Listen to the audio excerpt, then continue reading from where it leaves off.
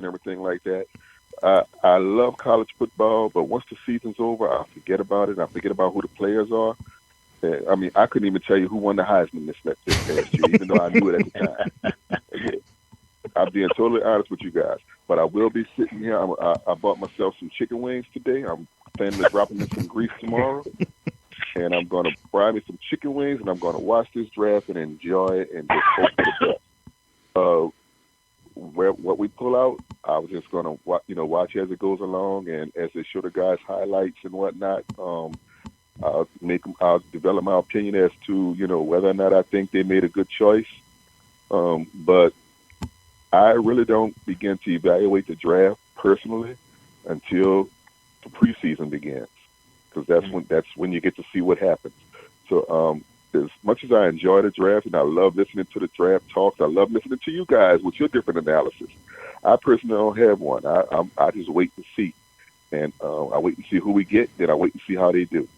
So me and my chicken wings will be here tomorrow with the TV on, and once training camp starts, I'll be listening for everything, and seeing how everyone's doing and how they all of the different analysis from the training camps and who did what and what not during training camp. But once preseason starts, that's when I start finally making my evaluation. I wish I did have the kind of commitment and knowledge and stuff like you gentlemen have. I just don't have it. But I don't think I love it any less than you guys. I just enjoy it a different way than you do. So. All right, professional. Thank you so much, man.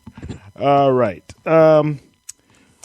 Is it time for the quarterback of the future to be drafted by the New Orleans Saints?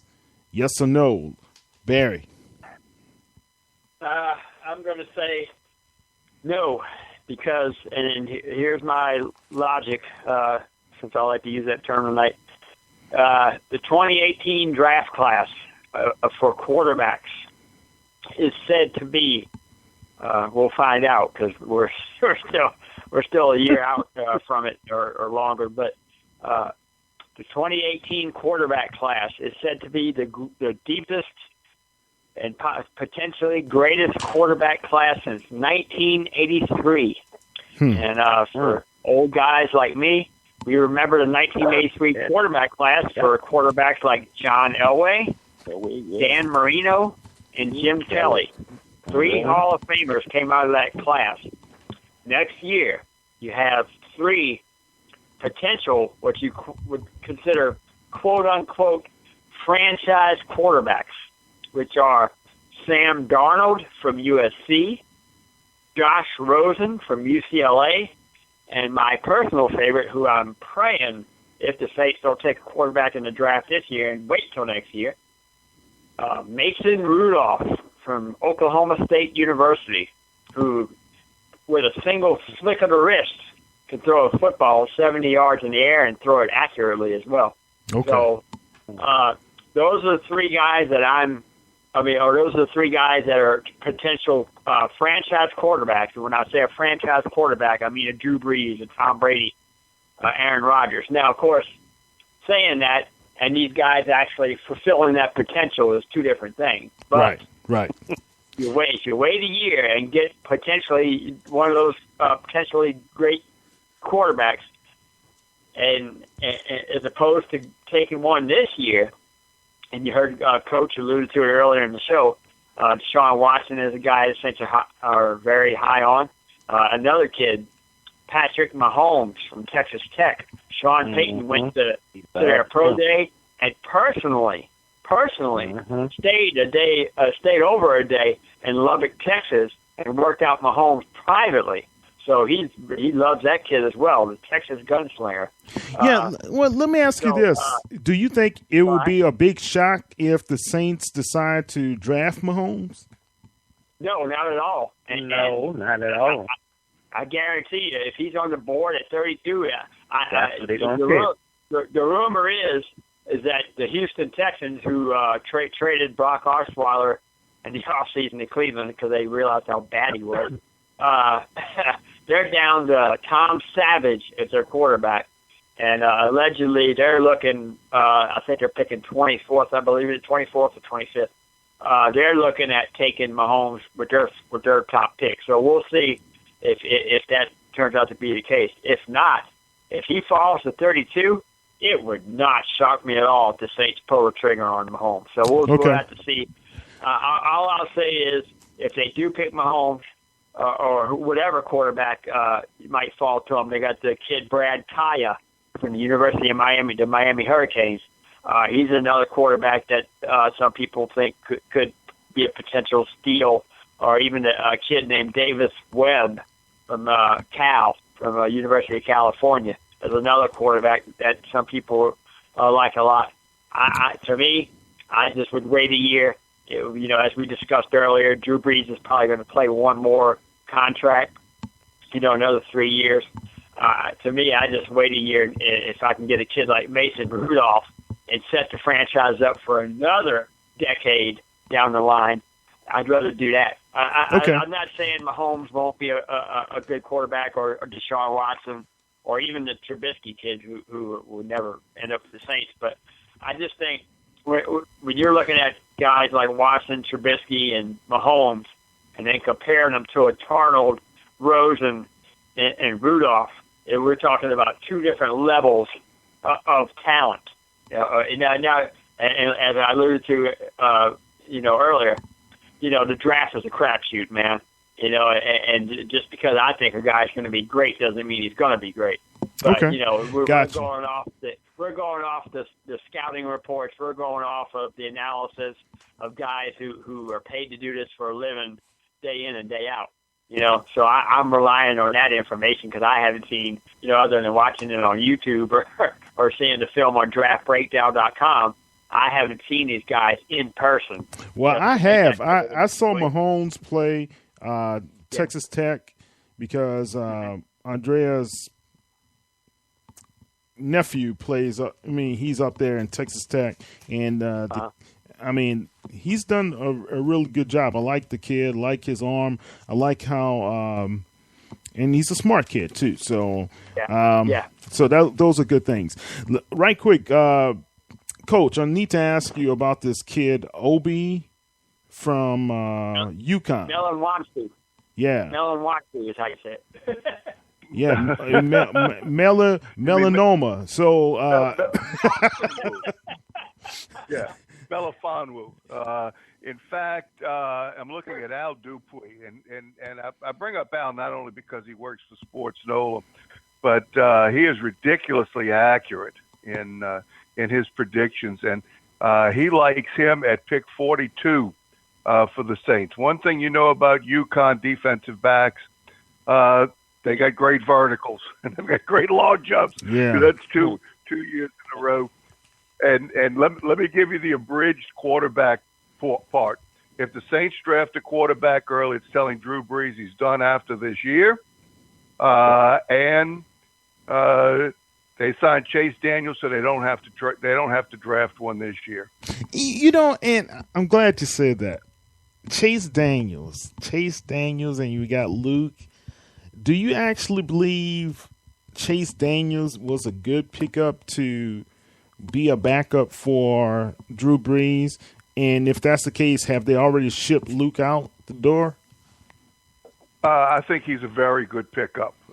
He's now been in the league long enough, been in two other systems besides the Saints as well, so he brings that knowledge. He's a younger Luke McCown, and I think that if he has to play more than one game, then Chase Daniel gives you a better opportunity because with McCown, it's a matter of when he's going to have a Luke McCown moment. Gunslinger. And of course, and Professor, before we go, since I haven't been able to counsel you very much in this off season, and this one's free. If you don't have hope, you ain't got nothing, my friend. So just pretend you're happy and have some hope, even though the States have messed it up before, because without hope, we're just another animal in the kingdom. All right. Thank you, Dan. All right. Hey, and Brendan and Bob, anybody, one of you guys, quick thoughts. let's say we miss out on McCaffrey, and I know, Barry, you broke down some really good running backs out there. I didn't hear anything about that young kid from UTEP. What's his, Blake Jernham? And what about Pumphrey? Do you think that guy can possibly fill in as a third down back? Well, first, I just wanted to throw this out here. McCown has already been cut. Yeah, McCown's gone. They have cut much him. The Saints like Chase Daniel. Yeah, he's gone. So I like that move a lot. I just wanted to throw that in there. I'll let Bob deal with the running backs. Pumphrey from San Diego State. He's got a lot. He's got some game breaking potential in him. I can see him as a third down back. Sean Payton wouldn't be Sean Payton if he didn't grab a running back at some point. Last couple of years, he's done it later in the draft with Lasco and then Murphy. So you know he's going to bring in somebody. I don't think it's going to be a thumper between the tackles kind of guy because, frankly, that wouldn't make any sense. They just brought in Peterson. They already have Ingram, and that's Lasco's strength. And a kid I really like, and I think he projects more as a wide receiver, is Samuels from Ohio State. I can see him playing a Brandon Cooks kind of role. He's not nearly as dynamic and explosive as Cooks. But I think, and I heard one of you guys say it before, I think the Saints' focus is going to be more on another wide receiver than it is a running back. And I know they like Kamara from Tennessee a lot, so it wouldn't shock me if they grabbed him at the end of the first round or at pick 42. But if they don't get McCaffrey at 11 and they don't get Kamara, they're going to wait. They might grab a Pumphrey, and I'm like you guys. I really like Elijah McGuire.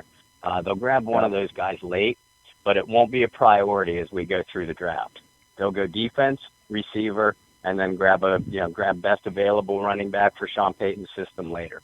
So you could probably outside of Pumphrey and McGuire, who we both said, or who we all said that we like. I don't think there's any names that are going to jump off the table in a mid-round selection. Okay. And wide receiver, man, I don't know. Passing up on John Ross is kind of similar to Cooks. Do you think we need a little bit larger guy with a little bit more speed out there? Could we pick up somebody second day? Would we have somebody more of like a developmental role to be able to kind of fit into that slot? Or can we wait for a developmental type of guy? Kyle, let me say this. When I was studying, this is what a lot of people fail to realize. The part of the reason why Michael Thomas had the season he had was because Brandon Cooks was on the other side. And Michael Thomas averages only 12 yards a catch. He had maybe one or two huge plays. He's not a big play wide receiver. If I'm playing the Saints and the Saints are no longer, Brandon Cooks is gone, I'm going to make Willie Snead and Ted and Brandon Coleman and Kobe Fleener beat me because I'm now double covering Michael Thomas. Michael Thomas, you have to remember, last year was a rookie. They didn't have nothing but his college game, to look at, which they probably did. No one expected him to have that year. I'm not saying he's not going to continue to be great, but you also have to remember, even when Marcus Colston was having his great years, there was Lance Moore and Devery on the other side, and then Meacham. What the Saints fail to realize, to me, is why I think they're going to have, just to piggyback off what Bob said, that they're going to have to get a wide receiver, because you're going to need, if Ted Ginn can fill in, that's good, but he's not going to be here long. He's 30-something years old. You're going to need a complement for Michael Thomas. I don't know if the Saints think it is Willie Snead. Once again, Willie Snead had great years. Why? Because Brandon Cooks was on the other side. And Brandon Cooks had skills. Brandon Cooks was rated one of the top receivers over the last 3 years. So it's going to be important if this offense is going to stay in the upper echelon, averaging on 29 to 30 points a game at home, The other problem is the Saints offense does not play well on the road. Their point production goes significantly down when they're on the road. So I think